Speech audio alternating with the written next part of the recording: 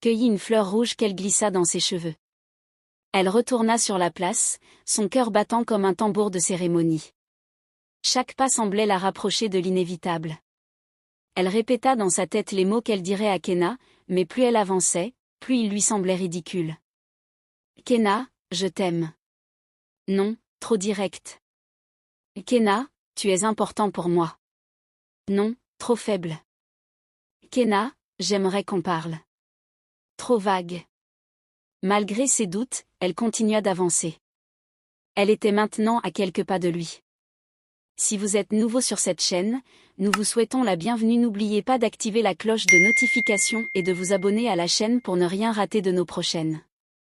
Dans un coin reculé mais vibrant du continent africain se trouvait le village de Mbeng, un lieu où la terre rouge semblait raconter des histoires à chaque pas, où les collines verdoyantes entouraient les habitants comme une mère protectrice, et où le soleil déclinait chaque soir avec la lenteur d'un conteur qui refuse de conclure trop vite.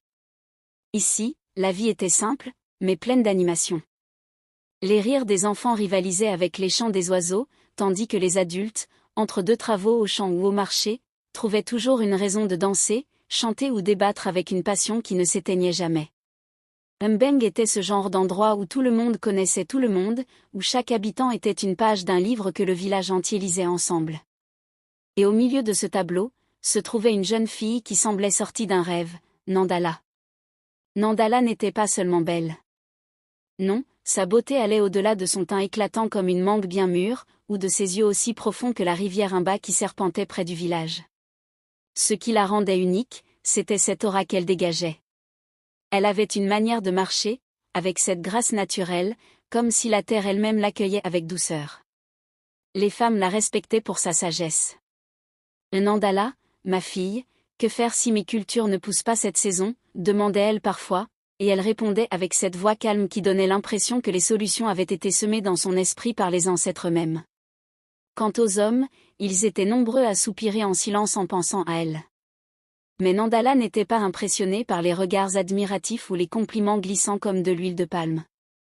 Elle avait ce rêve secret, un rêve qu'elle murmurait seulement à la lune lorsqu'elle était seule, elle voulait un amour vrai, pur, aussi solide que les montagnes qui entouraient Mbeng. Et cet amour, elle croyait l'avoir trouvé en la personne de Kenna. Ah, Kenna. Si le village de Mbeng avait une étoile montante, c'était bien lui. Avec sa silhouette élancée et son sourire qui révélait des dents blanches parfaites, il pouvait convaincre n'importe qui, même les chèvres les plus récalcitrantes, de le suivre. Mais ce n'était pas seulement son apparence qui le rendait si populaire. Kenna